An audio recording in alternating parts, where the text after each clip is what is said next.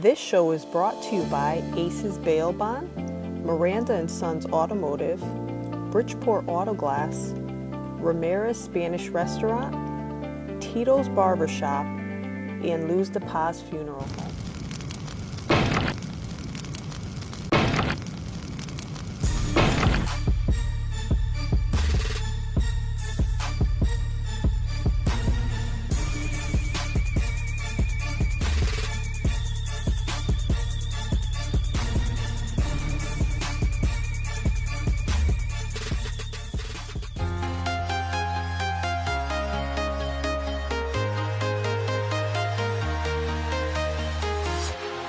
Walking alone, the streets are empty. The only thing I can see is my own silhouette. I'm getting stronger, step by step. The clock is ticking, but there's no time for regrets. I've been flying from town to town, from London to Taiwan. I've been all around the globe trying to protect your soul. We are heroes tonight. We will fly above the sky. We are heroes tonight. Yeah. We are heroes tonight. We will fly above the sky.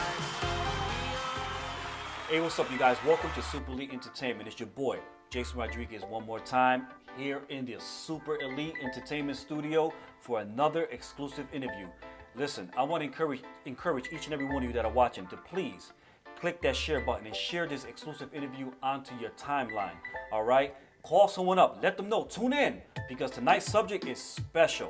If you know someone that has a criminal record, someone that has been in the custody of the Department of Corrections, someone that has been through the system, someone that has experienced some encounter with law enforcement, and for some reason that charge, that conviction, that disposition is hanging over their head, listen, contact them, call them, send them, share this exclusive interview tonight with them right now, because I have a really special guest who's going to be breaking down each and every step necessary in order for them to apply to the Board of Pardons, to be granted a full unconditional pardon through the state of Connecticut. So tonight, I am honored to have a really, really good friend of mine, no other than pastor, motivator, encourager, really good friend of mine, Mr. Keith Teele. What's up, Keith? All right, how you doing there, Jason, Hey, this evening? oh man, Keith, listen, man, I'm excited to have you in the studio tonight, man. I'm excited to be here, Jason. And we're gonna jump right into it. We're not gonna even gonna waste time. All right. Because I know that there's a lot of people watching right now. Yes. And the subject that we're gonna touch on tonight is so vital, so important. And it's a subject that most people don't talk about. Because when you talk about criminal records, you talk about having a criminal background, it could be embarrassing. Yes. It could be embarrassing. And not only that, but you experienced it. Yes. Going into a establishment, a professional environment, trying to apply for a job. And when you get that application, you have to check off yes or no, whether you've ever been convicted of a crime, whether it's misdemeanor or felony. So tonight, I'm honored to have you here in the studio with me, man, because I already know you're going to break it down. Yes. And, take it away, brother. Okay. Let's first just talk about when I first had to fill out a job application. Fear. The first thing was fear. I will go to fill out the applications, but I wouldn't go. I would act like I was looking for work, but I just wouldn't do it. Because every time I sat down with employers, they would always tell me, I'll call you back, or I'll call you next week, and I would never get the call, and I got frustrated. I mean, so frustrated that at that time I was a lot younger, and my mindset was, I might as well just go back to the streets and sell drugs. I don't have these problems out there. So, but before you get to that point in your life where you were struggling to advance yourself or to get a job, what was the reason for you ending up in that status? I mean, how did you get to that point where, you weren't able to get a job? I mean, what were some of the activities that you were involved in? Not that you got to give details, but I mean, I want to keep it real tonight. Because Gotcha. there's a lot of people out there struggling. A Gotcha. lot of people out there that need to hear a positive message of hope, of inspiration. People out there need to hear something that's gonna, like a lifesaver thrown at them that they can just catch on to. Gotcha. So, I mean, from the age of 15 to 20 years old, I was a drug dealer in the streets of Bridgeport. Selling drugs on Stratford Avenue, that was my thing. I believed in it. I believed it was right. I believed that I shouldn't have a job, I shouldn't work. And I wind up selling drugs there. Then I wind up incarcerated. I did almost 4 years in prison for different charges there, and I'm grateful to be sitting here tonight there. But the key was when I got to that prison cell, somebody came to see me, a pastor, Dr. James R. Cook Sr. Reverend Cook. I honor him to this day. He was there for me.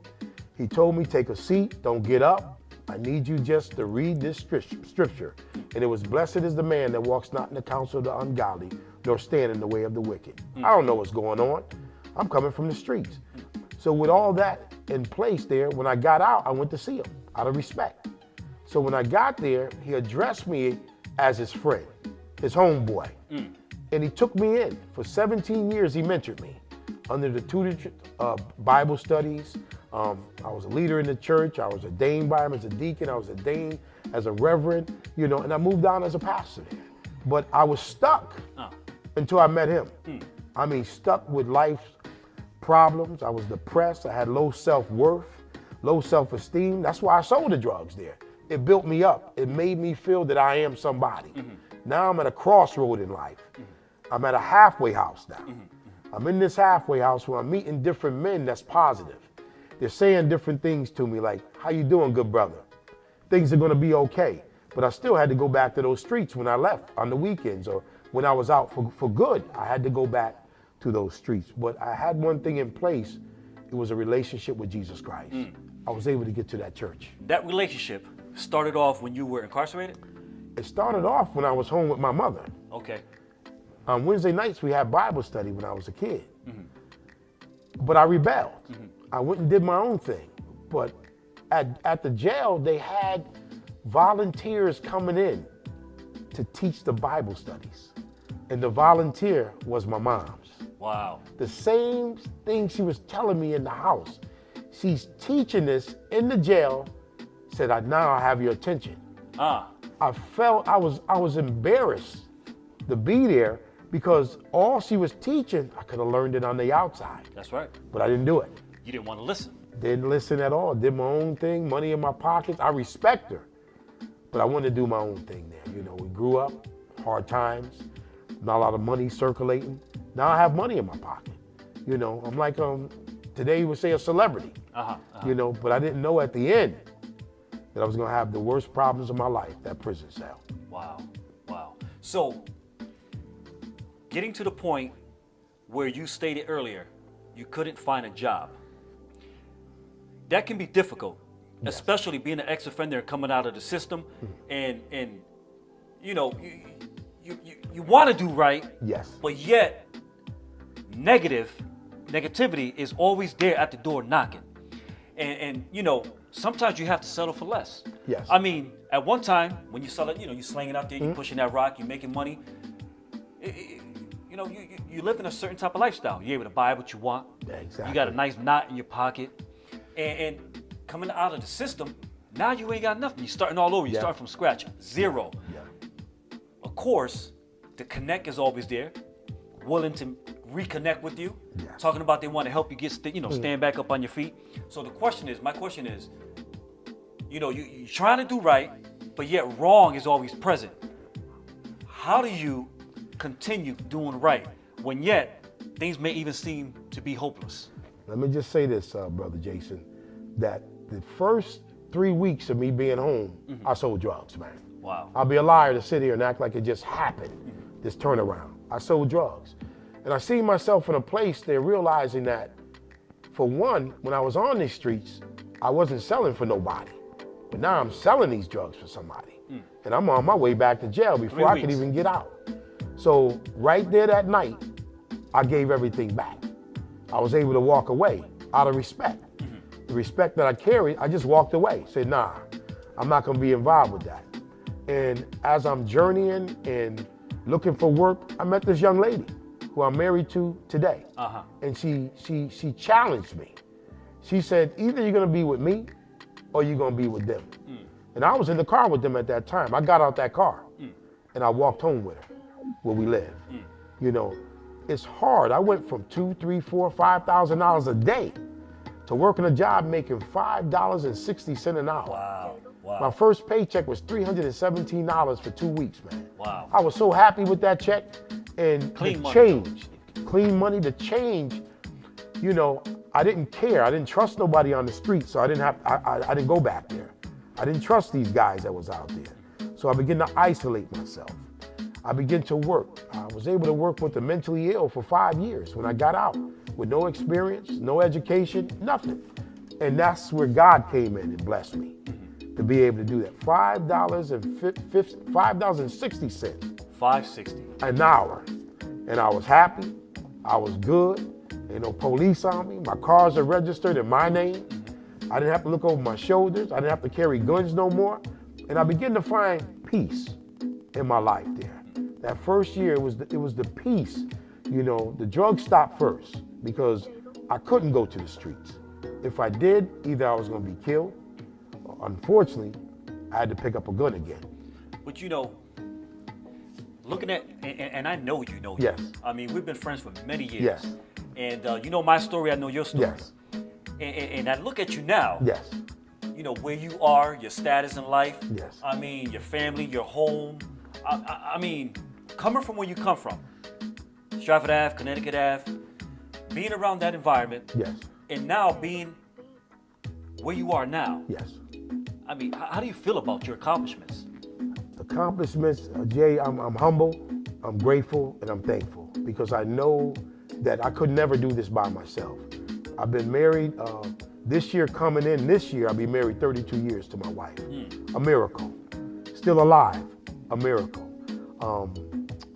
Working at the place of employment that I'm working at now, I've been there for 26 years. And that is Isaiah House. Isaiah House there. Now, Career Resources, Isaiah. You know, they overtook the place in October the 15th, and they merged, which was a great, great accomplishment for us and for them. I have vision, I have dreams, I have hope. So much I'm looking forward to helping men receive of their pardons, walking them through it. And we're going to talk about that shortly. Okay. So you guys that are watching, don't All go right. anywhere. All Stay right. tuned because we're going to break that down momentarily. Yes. All right. But we, you know, we're building this thing. Little Come by on little, now. we're working our way there. I got children. My son, one of my sons is 34 years old, successful. He's a manager of the post office in the city of Bridgeport, man. My youngest son, he desires to be an engineer. He's 14 years old. I have a middle son that's 27 years old. He's still finding his way. Great young man. I have a daughter before I got married that I thank God for my wife that took her in. You know, she's the oldest there. She lives in Alabama.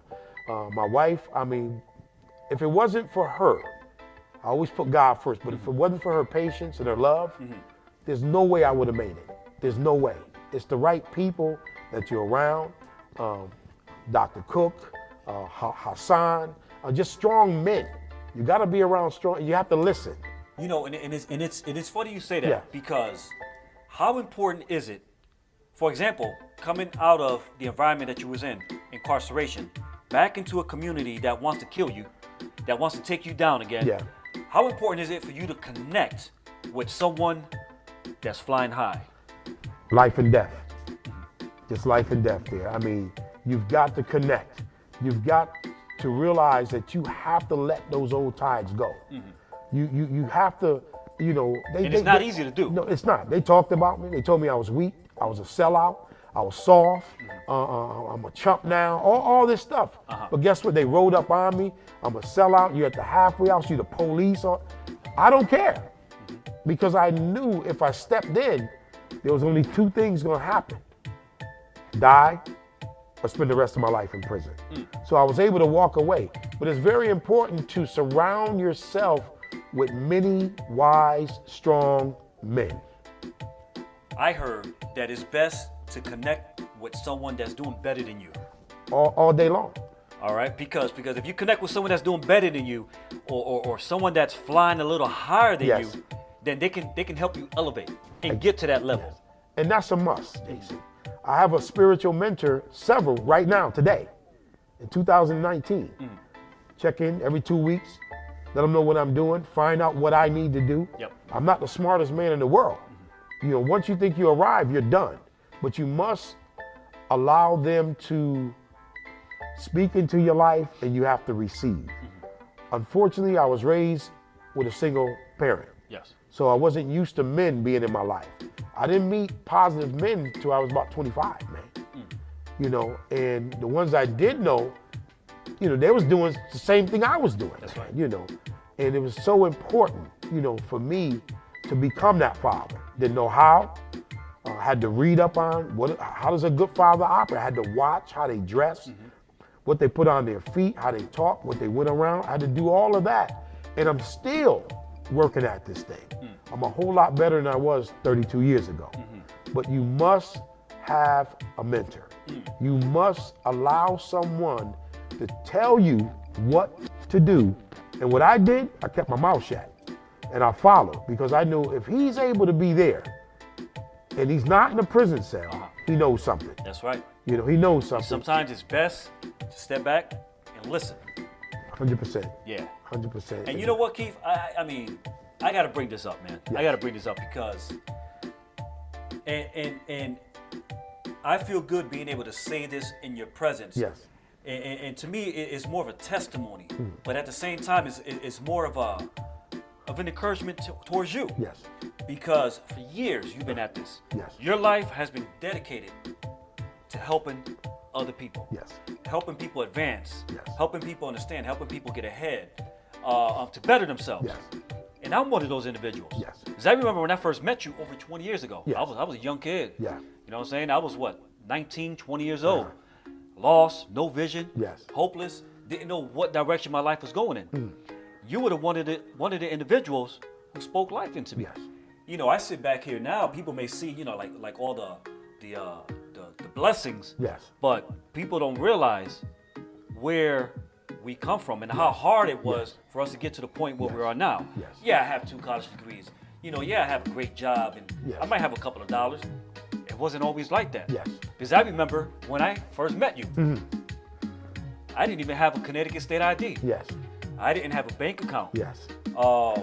There's a lot of things I didn't Yes, have going yes, on in my life. yes. You took me to the bank and helped me to open a bank account. You remember Okay. that? But I do now, James. Yeah, well, you did. Yeah, Yeah, you took me. it's Listen, awesome. You Yeah. took me to People's Bank. Yes. You helped me open a bank account. Yes. You were like, this is what you got to do. This Yes, is how you gonna yes, save some money. yes, yes. All right. Took me down to DMV. You helped me get my state of Yeah, Connecticut driver's yeah, license. yeah. And you know, little things like Yes. that. Yes. But yet, I learned from it. Yes.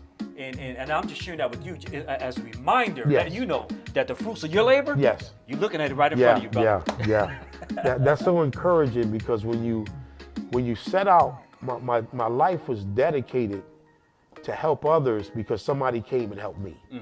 And again, to the role I played at my church when I first went there was the role of a lieutenant, because I was a lieutenant on the streets. And I knew the guard and look after the leadership and look after the people. And I'm just grateful that God would allow me to help other men. You know, really, and my thing, my motto is this, that when you are mentoring someone or helping someone, they have to supersede you. Yes. Because if they don't supersede you, they're no good. They have to go further. Look where we're at. You know, help one person. We're all over the place right now. Somebody's watching from who knows where. That's right. All because of humility, all because of sacrifice there. I didn't have everything in place, but I knew, reach out, help out, push. And the audience out there are listening. You must allow someone to help you out. You have to. Humble yourself. A lot of times men don't want men to help them, because I'm a man too. That's right. But if you don't know the way, I know the way. I found out the way. And when guys come and talk to me and tell me all this stuff, I say, you got to show me some proof, bro. I've been out too long. You got to show me something. I've been out long enough to know which way to go. All I'm saying is that there's a fire over there. Go straight. Yeah. That's all I'm telling people. Go straight and God will reward you. You know, He will reward you at the end of the day. That's right, that's right. So, right now what we're gonna do, we're Yes. gonna take a break. Okay. All right, we gotta take a break, gotta pay the bills. So we're gonna take a break. And for you guys that are watching, stay tuned. Because when we come back, Reverend, Pastor, and Motivator Keith Teele is gonna break down to you the pardon process, how to petition to the state of Connecticut in order to get yourself a full unconditional pardon from the state of Connecticut. Stay tuned, we'll be right back momentarily. When you need auto glass repair, call Bridgeport Auto Glass. Let us be there to give your car some care at a price that's always fair. Our certified technicians have more than 25 years of experience. We repair or replace all types of auto glass, including windshields, window regulators, sunroofs, mirrors, and more. We offer same-day fast and reliable service and can even come to you. Don't let a damaged windshield keep you off the road. Visit us online at bridgeportautoglassct.com. Call today. Be intrigued. Be delighted. Be inspired. Where? In downtown Bridgeport, where you can be entertained. Be together. Be yourself. Be here. Be different. Be downtown. InfoBridgeport.com. All right, and welcome back to Super League Entertainment. It's your boy Jason Rodriguez, and I am here live in the studio for another exclusive interview with a really good friend of mine, Pastor, Motivator, and one of the biggest encouragers you will ever meet in your lifetime, Mr. Keith Teele. All right, Keith, so we're back. Okay. We're here in the studio, exclusive interview, and the goal tonight is to talk about the pardon process. Okay. Really, really important subject. Yes. And I'm sure that there's a lot of people watching right now with their ears and their eyes glued Yeah. to their phone, because, like I said, there's a lot of people who have criminal records. Yes. And they don't know how to go about getting that thing wiped away clean. So you just experienced something, I would say, revolutionary. You just experienced something that was great in your life. Yes. Because you were just granted a full unconditional pardon from the state of Connecticut. Yes.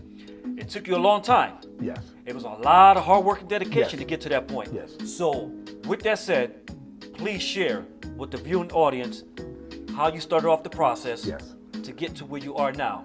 Yeah. I mean, the first thing I had to really do, Brother Jay, is believe in Keith. I had to believe in myself. Here I am at a job, many years, at a crossroad, and I need to get that record off my back. Doing great for my family, but I was still being held down. I knew that there was more for me. So what I did is I went and I pulled the package offline. And I'm just gonna be honest, I let it sit there for about 2 months in an envelope. And then one day I said, you know what, I'm gonna start this process, you know. And I started the process. I went home, nobody was there. I would go home at a certain time when I knew nobody was gonna be at my house. And I started with the first page, and I actually printed my name on it. And I went from page. Whatever it told me to do, I did it. If I couldn't do it right then and there, I stopped, put a sticker on it, gave me some time, a week, 2 weeks, no matter what I had to do. I just said, okay, in 2 weeks, I'm gonna go get my record. And by this date, I'm gonna have that record back, and I'm gonna start the process again. Certificates that I had from different things I did in the community. People that knew my character. I had 3 people, there's 3 character reference that you have to get. One from a blood relative, which Okay. was my wife. Yep. One was Dr. Cook, my mentor. Yep. And one was a warden that I knew for over 15 years, man. He actually wrote me a letter, man, you know. And he wrote a letter that was unbelievable about my life now, you know. So I just kept going the process. Each page I would fill it out. I would pray first, read my Bible first, and I just kept working at it. And because I was working on another project, it took me about 3 good months to fill it out. So, not to cut you off, Yes. but you started off by saying that you printed out the package. Yes. And you let it sit. Yes. For about 2 months. 2 months. So my question is, why did you let it sit for 2 months? Were you intimidated? I mean, were you thinking, you know what, maybe this might be a waste of time? Were you thinking, why should I petition? Why should I apply? Maybe they're gonna deny me. I mean, why did you let it sit for 2 months? I was back at that beginning stage of my life again from that prison. They're gonna say no. You know, self-worth went down in this area, self-esteem in this area, you know, and I had to build my confidence back up there, you know, to a place there that I'm getting a pardon. I stopped even doubting. I'm gonna get me a pardon this year. I'm gonna get a pardon. And I filled it out and I just started working at it. Kept it right on a chair in my kitchen.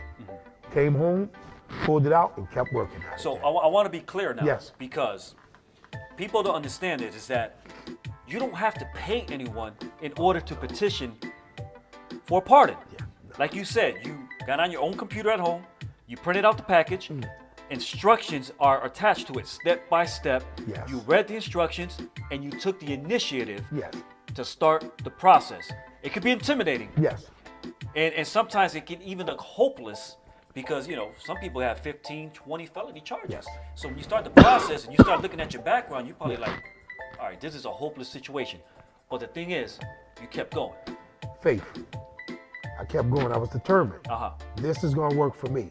I don't know about anybody else, but it's gonna work for me. So the thing that I admire, Keith, is that you could have given up.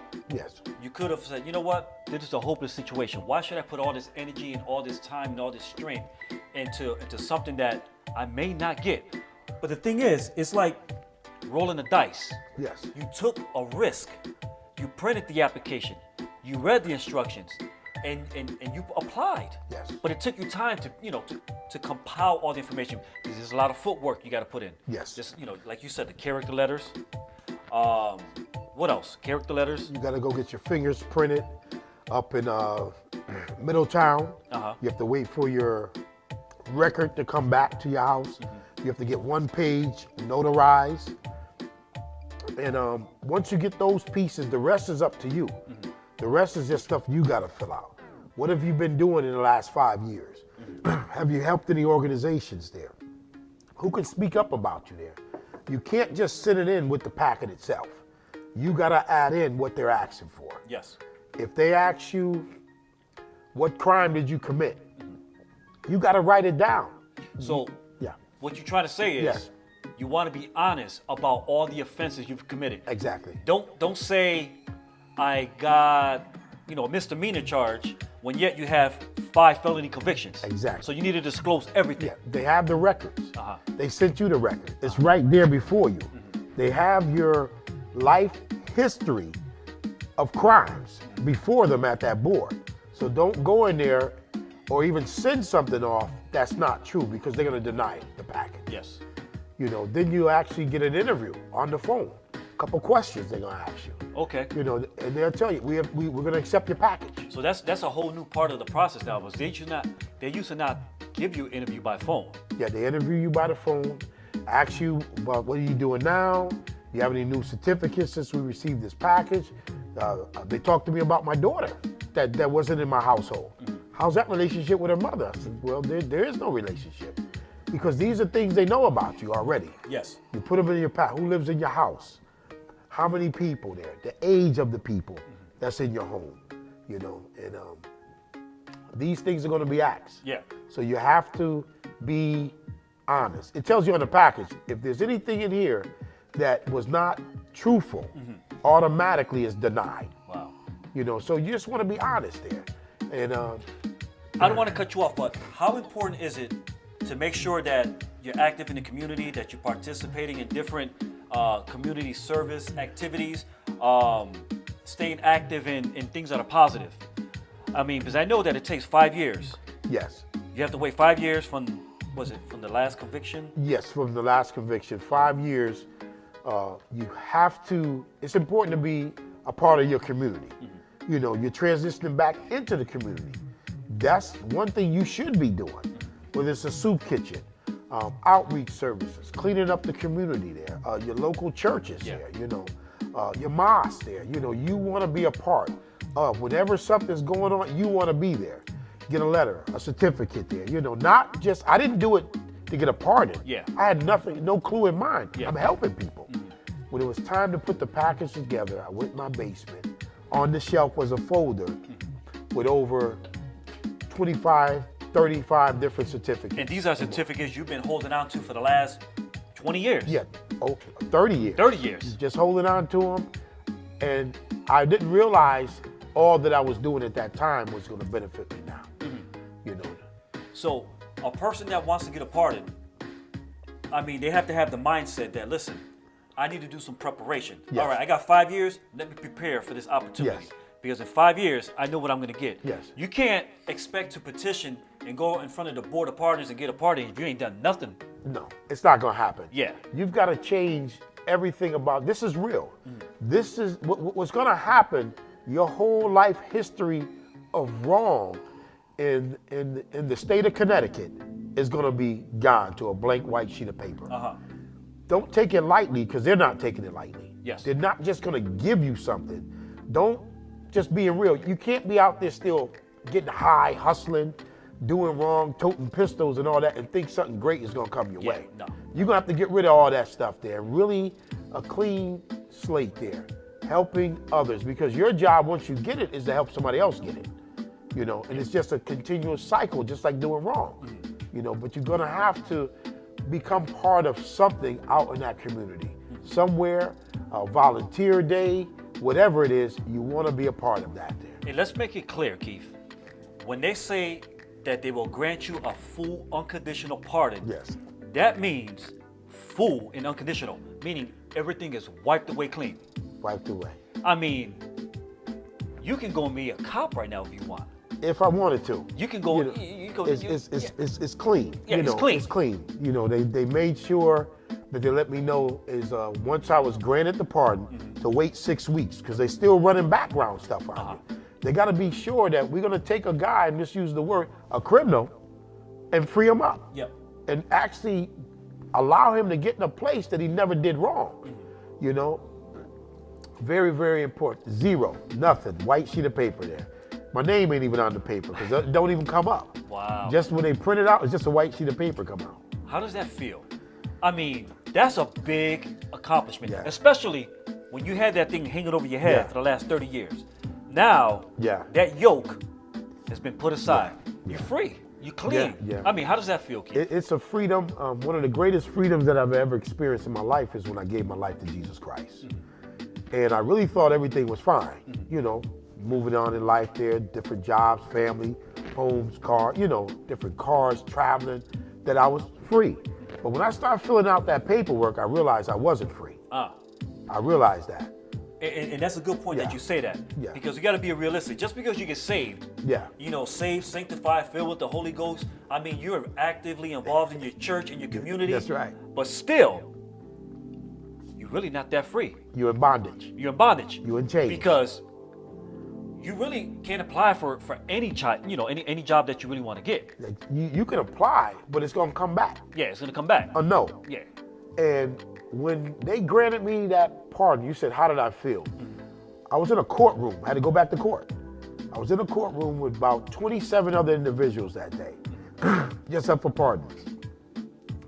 And they called your name, you know, and they said, you know, the decision that they made, it was 3 people. And after they said 3 people's name, they said everybody else in this courtroom has been granted a full pardon. That court turned into a church house. Wow. It was like a pop. And everybody, including my wife, they had to calm her down, just got super excited. Wow. People left out of there and said, I don't know what that was, but I felt it. Times I drive around and it just pop in my head. You ain't got no record. It feels great to know that you, I don't want to say it feel great, but to be free. When I went to prison, all I look forward to is being released. Yes. And doing my time. I never thought there'd be a day that my record would be erased. So you can't even explain it. Yeah. I'm just an ordinary citizen, as they say, that's filled with the Spirit of God, that want to see other men, because with men, families are free. I can get better job opportunities. That's right. But not just job, but careers. Own businesses there. You know, 501c there. I have vision, but I didn't need nothing to stop me. Because at each level, it'll pop up. You can just be trying to get a 501c and it pops up on you there. And I didn't need nothing popping up because my vision is to help not just men, but families, man. Because the man get right, the family gets right. That's right. The son gets right, the daughter gets right, the wife is already happy. So my job is to go out, whoever's listening or seeing this broadcast, and I believe we're gonna get into that piece, is the help piece. We're not just here with the interview piece, but I'm coming to help. That's right. A whole bunch of people, man. That's right. Whoever wants help, we gotta be real about it. You gotta follow instructions. You gotta be humble. You can't come with no little get over, well, I'm gonna do it my way. You might as well stay where you're at. You gotta do it their way. I'm glad you're going in that direction because this thing is bigger than just, it's bigger than just getting a pardon. Exactly. Because you can get a pardon and still have the same mentality. Exactly. And coming from where we come from, there's a saying that goes way back. You might get by, but you won't get away. All right, that's right. You know what I mean? Yeah. So, the important thing is, all right, once you get this thing, how do I keep it? Exactly. How do I keep it? How do I get ahead now? Exactly. You got to have a mindset before, when you're doing that project with the pardon, you got to be working on other things in your life. You got in school, training, no matter what it is, to get ahead in life there. So your mindset is different. You got to cut off the old friends. Those homeboys I had to cut them off, man. They said all type of things about me, but that's okay. That's right. 32 years later, I'm still standing, man. Well, and that's what counts today, of where I'm at, allowing God to use me, that I can go out and reach out to other people, man, and draw them in. It's very, very important to get that record erased. I don't care if you have 20 crimes, man. That's right. You got to work at that thing. All you have to do is get started. That's all. So you got to take the initiative. You have to take the first step. Yes. I mean, you might get denied the first time. Yes. You might get denied the second time. Yes. I know someone who got denied 3 times, but the 4th time was a charm. Yeah. He got it. You got to keep Full working. unconditional pardon. Sometimes they'll tell you no, just to test your faith. Exactly. Just to check and see what kind of response they'll get from you. Yes. And they want to see if you come back next year knocking on the door. Yeah. So, I mean, was that something you experienced? Did you get denied the first time, the second time, or you got it the first time around? First time around, man. I applied with faith. See, this pardon that I have is a pardon with purpose. See, and the purpose is to help other men get free. This was a plan laid out from before I even went to prison. God, he knows all and he sees all. He says that the life I have for you, is good and not evil, man. This is a well laid out plan. So today I'm free, but my job is to go back into the fire, to go back and help that brother. Again, the man get free, his house get free. That's right. His wife get free, his children. It's a cycle going on. There's so many men's sons in prison, man. That's not where they belong. They belong as professors at colleges, man. They belong at school teachers in the schoolhouse there, but entrapped, by what? Drugs and alcohol. And you can't say, I used to say it was the man doing this to me. Nah, ain't no man doing nothing to nobody, man. We're at a point where excuses, there's no more excuses, man. I mean, enough of the excuses. I mean, a lot of people talk about, well, this is the way I am, this is the way I was raised, this is the way I was born, there's the environment that I come from, and etc. And people end up in bad situations. But at the end of the day, at the end of the night, it all comes down to the decision that you make. Do you want to succeed? Do you want to advance? Do you want to, live a productive life? Do you want to become transformed? And so the question is, how do I get there? How do I get there? You're gonna have to follow somebody that already did this. Whether it's getting a pardon or just getting your life in order there. You're gonna have to follow and humble yourself. When I say humble, you're gonna have to zip it, man. You can't think anymore. You gotta trust that person that's before you. And anything he tells you and shows you to do, you gotta follow that. Why? Because you done screwed your life up, man.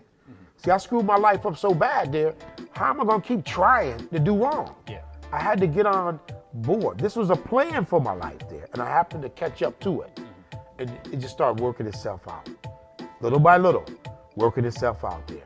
And there's greater dreams inside this young man or this young woman There's greatness in them. That's right. But we don't want the handcuffs to keep holding them back there. You got to believe, Now, I've dealt with people that don't believe that there's a God or a higher power or whatever. That's great. But I know it worked for me. That's right. I know it worked. They know ifs, ands, or buts about this thing. It's worked. It's still working. But I had to stay a soldier, just in the spiritual realm. I couldn't be a violence person like I was out in the street. I had to be a real Bible-thumping soldier there. My eyes open there. And sometimes stuff get by you there. But I'm stronger now, and I'm wiser now. That's right. And I keep pushing forward there. Why? I got this pardon now. I'm like Superman, but I got a whole bunch of brothers on my cape. And we trying to get somewhere. Again, I'll say it again. It brings the family in order. It brings the family. We losing family. People are confused right now about family. But I believe if this man humbles himself enough and begin to apply for this pardon, that it shall come to pass. And the thing is, if you really want it, it's there for the taking. You just have to reach out Yeah. and take that step, that initiative, There you in go. order to get it. It's not going to be easy. No. It's not going to be an easy process. No. And it's not given to the swift, but it's given to the one that endures to the end. Exactly. You have to put in the work You got to put it in. order to get to where you want to get. And you got your part in, man. Yes. And you're a great example, a great role model Yes. for many individuals Yes. that are watching right now. Yeah. So the thing is, listen, this is the reason why we're having this interview Yes. tonight, Keith. It's because people are hopeless, man. Yes. People are in need. And we're here to let them know you can make it. Okay. You are somebody. There you go. There is hope. But the thing is, with all of that has to come your faith, and you have to put your actions into work in order to get where it is that you want to get. Tell us about the ministry that you have going on, because I know you have a ministry in, I believe it's in Milford, Connecticut. Yeah.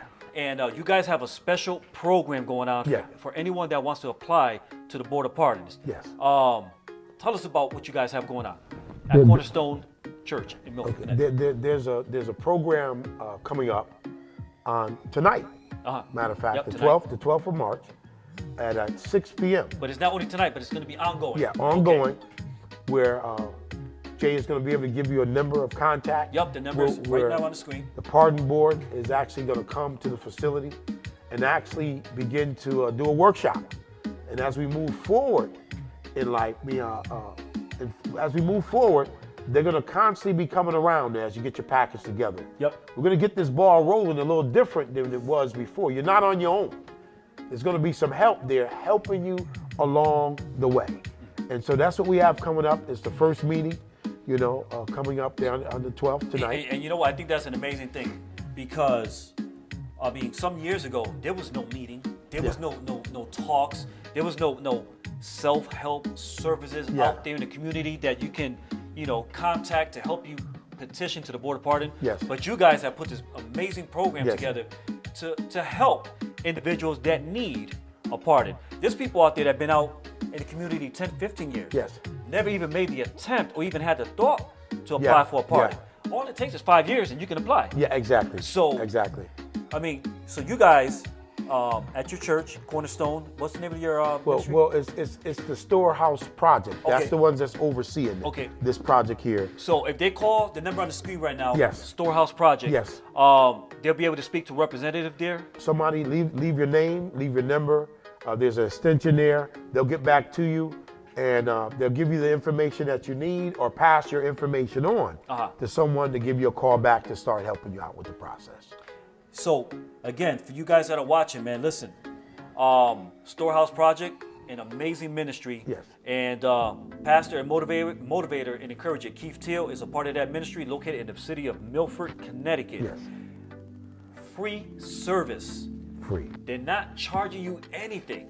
No. If you've been out of this system for 5 years, since the last time you was on probation or parole, and you've been out in the community, living a productive life, doing positive things for yourself, listen, call the number that you see flashing on the screen right now. Call that number, contact the representative of Storehouse Project, Yes. and let these individuals work with you to petition for you to get a pardon. Listen, Yes. being able to have a pardon Yes. I'm sure that it's life changing, Keith. It's life changing. Life changing for sure. Like I said, greater opportunities for me. Right now, I'm just looking for opportunities, just making sure that I step into the right role, not just take anything, that I be at a place that I still can help people, no matter, just look at where. Maybe this is it, the pardon. I'm looking for it, maybe that's it there. Just to help people to move forward in life there. Excellent, Keith. Well, listen, really quick, we're going to take another break. Okay. Got to pay a couple of quick bills. But for you guys that are watching right now live via Facebook, stay tuned. Don't go anywhere. We're here to give you some hope, some inspiration, some encouragement tonight. Here, live in the Super Elite Entertainment Studio. We'll be right back momentarily. We'll be right back. When you need auto glass repair, call Bridgeport Auto Glass. Let us be there to give your car some care at a price that's always fair. Our certified technicians have more than 25 years of experience. We repair or replace all types of auto glass, including windshields, window regulators, sunroofs, mirrors, and more. We offer same-day, fast and reliable service, and can even come to you. Don't let a damaged windshield keep you off the road. Visit us online at bridgeportautoglassct.com. Call today. Not all bail bond agencies are created equal. In fact, this business has been known to attract some rather shady characters. Some don't even have an office and work out of the trunk of their car. Aces Bail Bonds is a state licensed agency with an actual brick and mortar office. We are widely recognized as one of Connecticut's premier bail agencies. For fast, reliable bail bond service, call Aces Bail Bonds now.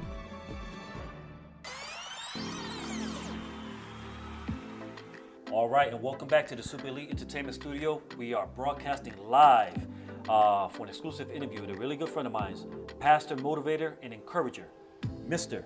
Keith Teele. So, Keith, we're back from the commercial break. Okay. And we've been talking about a lot of positive things, a lot of great things, man, giving out some hope and some inspiration to the viewers tonight. And, if there was anything that you would have to say to someone that was watching right now, what would that be, Keith? What would that be? What I would say to you, you're going to make it. In spite of what you've been through in life, in spite of shortcomings, in spite of setbacks, in spite of you may have a single parent, don't even know your dad, in your life. That unfortunately you may have sold drugs, used drugs, maybe young ladies out there that done had kids out of wedlock there, and guy left them, the husband left them, all that. You're going to make it through this process in life there. In spite of what you think and what you feel. You got to believe in you. In spite of everything that's went wrong, something is about to go right. You got to believe it because you tuned in tonight. Things are going to get a whole lot better in your life there.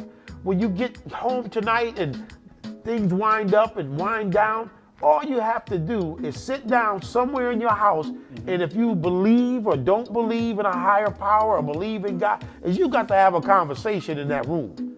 Lord, I need your help. I cried out, I need you.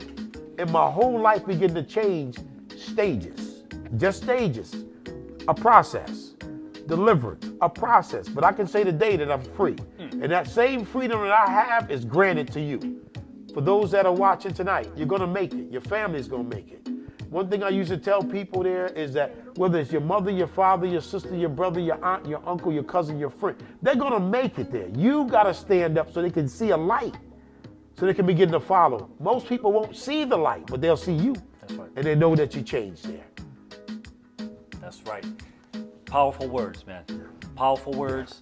For anyone that is watching, that may be in a downright bad situation. Because sometimes people need to hear some motivation. Sometimes people need to hear some encouragement. And that's why we're here tonight, man. This is like this is a special show for me, man, because I knew what direction this thing was gonna go in.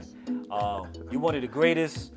You're like Les Brown and T.D. Jakes all put together for me, man. I gotta keep it real. Thank you, Jay, man. I appreciate your encouraging words, Jay, because even the things I've done over the years to help and still helping, my life gets down sometimes. But people will come by like yourself. People will show up there, cross my path, a phone call, and they will share how we met each other and the contacts and where they're at today. And I'll get back on my bicycle again and I'll begin to pedal, saying, you know what? Don't give up now, man. I'm a human being. I've just been blessed. I received the full pardon, and I know it'll happen for you. It will. And those opportunities, so you have to prepare for the opportunities too. Yeah. Just don't prepare for the pardon. Prepare yourself. Whether it's going back to school, whether it's a high school diploma, whether it's a college degree, whether it's prepare yourself for that too, because that door is going to open up for you. And you know, Keith, it's interesting that you bring that subject up Yes. because there's so many resources out in the Oh, community boy. that are made available. Yes. I mean, at one time we had the Co-op Center. They're not Yes, there anymore, yes. but there's other agencies Yes, similar to the Co-op yes, Center. yes. So if you need a high school diploma, it's out there. Yeah, it's there. You don't even have to pay. No. Free service. Exactly. You need your ID, Social Security card, birth certificate. There's plenty of Yeah, agencies out yeah. there that will help you Yeah, get it. yeah, yeah. You know, so it's all about networking and putting yourself out there and making contacts. You got to Exactly. keep knocking on the door. That's right. You know what I mean? And you're going to get turned away at times. That's right. People going to tell you no. That's right. Do you give up? No. You come back the next That's day. right. Knock on the door. And eventually, somebody's going to hear that knock and give you an opportunity. Exactly. I just want to share this. The first job I ever received, I went for the interview. I was working with the mentally ill for 5 years. When I first got released from prison. And I went to the interview and they said, you have to come back tomorrow because the hiring director of that program is not in today. They're moving their main office. So I came back the next day. I had a pair of jeans on. I had some BKs on. You know, that's what they were selling at that time. I had a white dress shirt with a tie. And I went back. He was cleaning his office and setting his office up. And I told him, he said, hey, you're here. I said, yeah, my name is Keith Teele and I just got released from prison. All I need is a chance. That guy looked me in my face and he said, this is going to be a new start for your whole life. Wow. Put everything behind you in the past. This is a new day. I'm going to give you an opportunity. Wow. And he gave me an opportunity. 30 years later, I still run into him and I honor him Wow. for that there. I That's let him know. amazing. That's Yeah. amazing. And let me tell you something. I gotta chime in and jump on that opportunity to Yeah. share a Yeah. similar story. Yes. Because I remember there was a time, Keith, man, I was down and out. Yes. I had no money. Uh-huh. I was working a job making $5 an hour at the car wash. Yes. They didn't even want to give me an increase. Yeah. The point came up where I lost that job. Yes. And I happened to be at court. Yeah. I was at court because I had a speeding ticket. Yeah. So I'm at the GA2 courthouse in Bridgeport, Connecticut, Uh. standing in a long line waiting to go in front of the state's attorney Yes. to plead my case, hoping that they nolly it, throw it out, because I have no money to pay the fine. You know what I Okay. mean? Uh-huh. And I remember when I was standing in that line, and I have to bring this man up. Yes, yes. Because this man is one of the greatest inspirational individuals that I've ever met in my lifetime. Mr. Rainey P. Randolph. Yes. I'm standing there, courthouse, down and out, wearing some clothes I got from the Goodwill, struggling. Yes. Had nothing going on in my life. And Mr. Rainey P. Randolph ran into me at the courthouse and Yes. said, Jason, what's up, brother? Uh-huh. How you doing? Uh-huh. He seen it in my face. He could tell. Yeah. I was hurting. And immediately, after a conversation, he said, come stop by Isaiah house tomorrow when you get a chance. Man. Yeah. I want to speak to you. Yeah. I didn't know what to expect. Yeah. I thought he just wanted me to stop by just to have a conversation. Yes. But when I went to see him, he said, Jason, listen, man, I want to bring you in as a part-time house manager. Uh-huh. Bless me with an opportunity of a lifetime. Amen. Because that opportunity, I started working at Isaiah House. I became a house manager. Yes. Eventually, I became a case manager, Yes. full-time case manager. I became a lead case Yes, manager. yes. And that all set me up. Rainey was just setting me Yeah, up yeah, yeah. to be where I am right now. So true. You know, so I true. take off my hat. Rest in peace, Amen. Mr. Rainey P. Randolph. Amen. And you listen, man, Keith. Rainey gave you an opportunity That's the same right. way he gave me an opportunity. That's right. We're blessed today, man. That's right. There's so many people tied into our lives that help us along the way. That's right. There's not just going to be one person. You're absolutely right. Unfortunately, Mr. Rainey passed about this year, be 3 years ago. You know, he helped everybody That's right. that he could help there. He was able to see a little further than everybody. That's right. And he will bring you in and make sure he sets you up, you know, and mentor you, teach you. And just so much happened through him to help other people there in life there. So, Keith, Yeah. first of all, I want to thank you, brother, All right. for coming down to the studio for this amazing exclusive interview. You share so much about yourself, Yes. your personal story. You explain the pardon process. And if anyone wants to petition for a pardon, all they have to do is reach out to you. Number is flashing on the screen right now as I'm talking. And I encourage you guys that are watching, call that number and reach out to Pastor Keith Teele. Reach out to the ministry that he's a part of. Yeah. And listen, they're going to provide you a free service in order to assist you to get where it is you want to get with the board of partners. You know, so with that said, Keith, we're at the point of the interview where I got to hit you off with what I call the shotgun questions. All right. All right? All right, brother. I do this with everyone. I even did this last week with the good brother Nasif. All right. And he came prepared, man. Okay. I just hope I'm prepared. Shotgun questions. You ready? Okay, yeah. All right. Your favorite song? My favorite song is Jesus, I Need You. Every moment, every hour. Wow. I know that song. That's a beautiful song. That's my morning worship song. It helps me out. Yeah. Wow. I think that's a Hillsong song, right? Yeah, Hillsong. Yeah. Your favorite movie? My favorite movie. Wow, Jay. Juice. You know what I just watched? I watched the what is the name of the movie? Run DMC and his Crush Groovin'? Yeah, I just watched Cuss Groove about 2 weeks ago. Good movie. Always able to watch it over and over. Absolutely. You know? Yeah. All right, so we'll accept Crush Groovin'. Okay. What's your favorite food? Oh man, my favorite food is this pasta. Shrimp pasta that my wife makes. And I start dancing at the table, man. That stuff is super good. Every time she made the shrimp pasta, you start dancing? When I cook it, I don't dance. But when she cooks it, she says, "What's wrong with you?" And I do my dance, man. Yeah. Yeah, she hooks that up. That's awesome, man. Yeah, she hooks that up. What's your favorite sport? Well, I mean, what I followed for years was wrestling, you know. That's right. But not anymore, you know. right. But I watched the old WW stuff on YouTube, on the internet and stuff. Yeah. You know, it's funny you say that because in a couple of weeks, I don't know if you remember this wrestler from WWF back in the day, Paul Roma. Yeah. He's going to be here in the studio for an interview coming up in a couple of weeks, Yeah, man. So that's going to be a good night here in the studio also, man. Okay, So, okay. Yeah, Yeah, I Paul know. Roma's coming up. Your favorite car? Oh man, that 750 Beamer. Woo, big boy. Yeah. Before it's over, I'm going. You know, I don't need a new one. Uh-huh. I just like the style of the older ones. Yeah. You know, not too old, but that's a sharp one, man. The Beamer. Yeah. Bavarian automotive, whatever it is. Yeah. But all right. So let's keep going. So what's, besides the Bible, Okay. what's the favorite thing you like to read?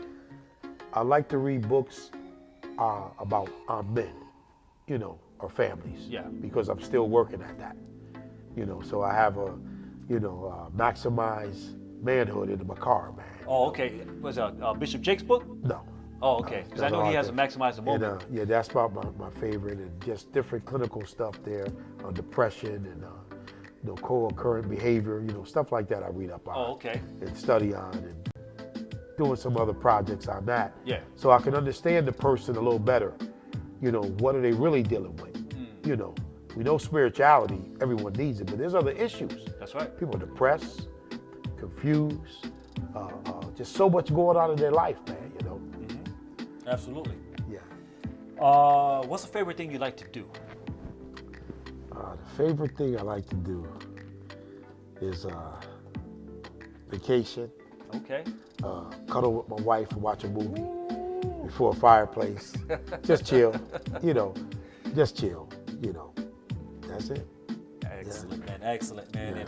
And one last question. And you better have an answer for this one. Okay.